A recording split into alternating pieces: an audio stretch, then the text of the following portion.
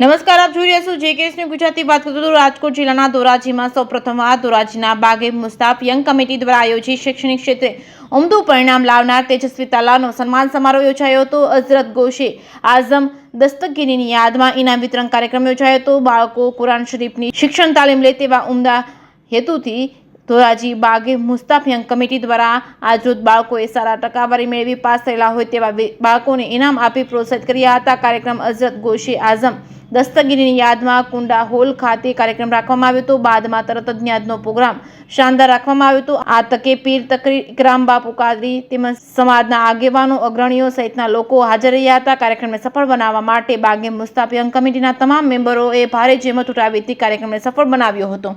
જેકેએસની ગુજરાતી સાથે મતીન બાપુ સૈયદ ધોરાજી।